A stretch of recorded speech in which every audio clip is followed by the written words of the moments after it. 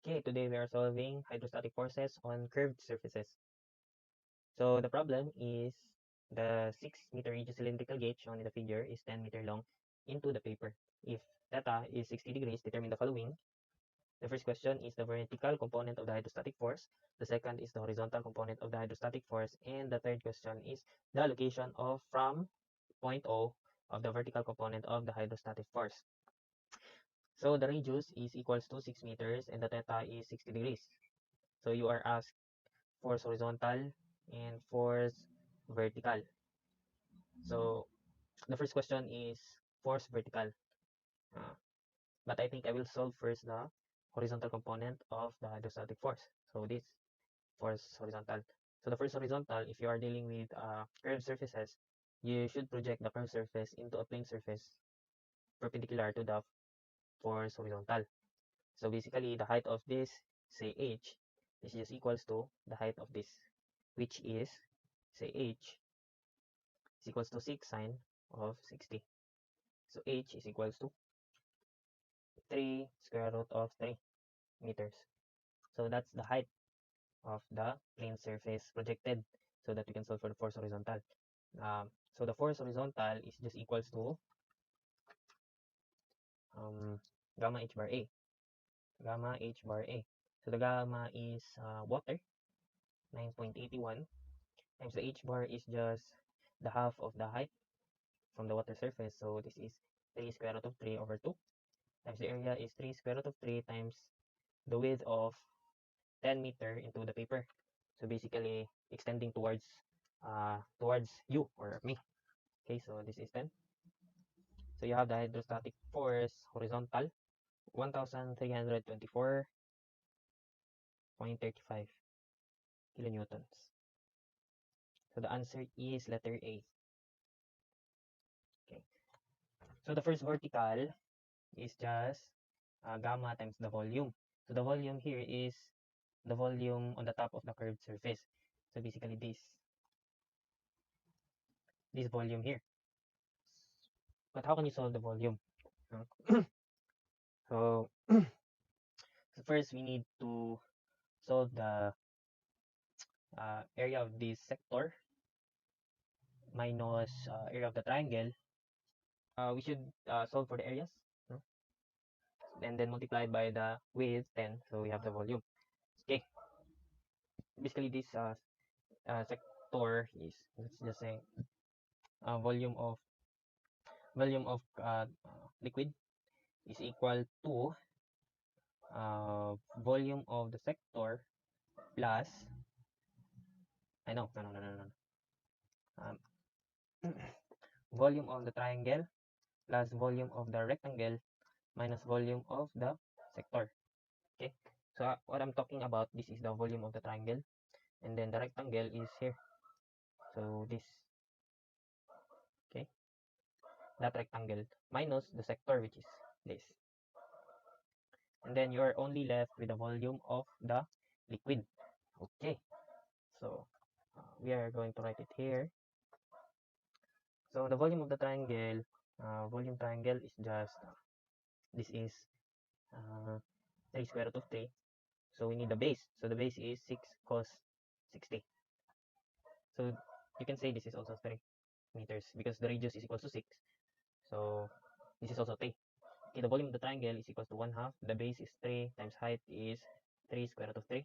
We have the volume of the triangle. Volume of the rectangle is equal to, the base is 3. The height is 3 square root of 3. And the volume of the sector is equal to r squared. But the theta is in radians. So we need to put this in radians. So 60 over 2, that's in degrees, times pi over 180 times the radius 6 squared. Okay, so you have the volume of triangle, volume of the rectangle, and the volume of the sector in the calculator. To avoid confusion, this is area. This is yet the area of the plane. So we did not multiply it by the width yet. Okay, to avoid confusion, let me just rewrite this. So this is the area of the triangle, area of the rectangle, and then the area of the sector. Okay, so this could be written as volume of the liquid is equals to area of the triangle plus area of the rectangle minus area of the sector multiplied by width, which is 10. Okay, so we substitute. This is 7.79 plus 9 square root of 3 plus 6 pi. Okay, 6 pi minus 6 pi minus 6 pi multiplied by 10, the width 39 meter cube.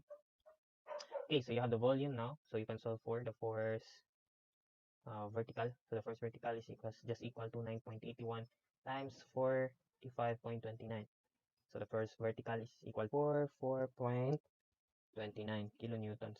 So we have discrepancy here in our choices, but uh, the discrepancy is okay. It's not too large. Maybe we have a discrepancy here because we did not write the exact value, 7.79. Okay. So the third question, the location from point O of the horizontal component of the hydrostatic force. No, just let me erase this so that I can show you the concept. Okay.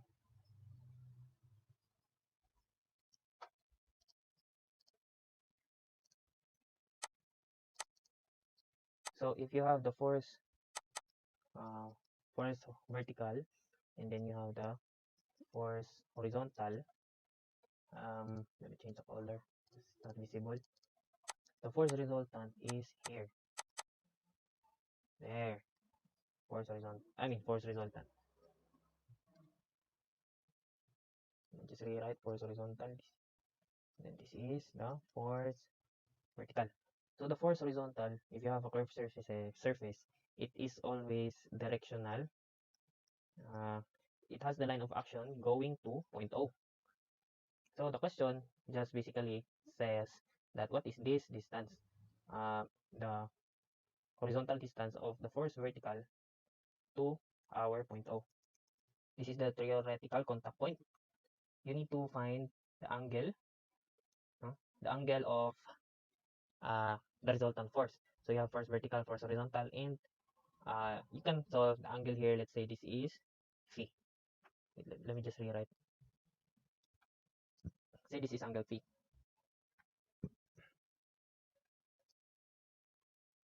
There. So the angle phi is just a tangent of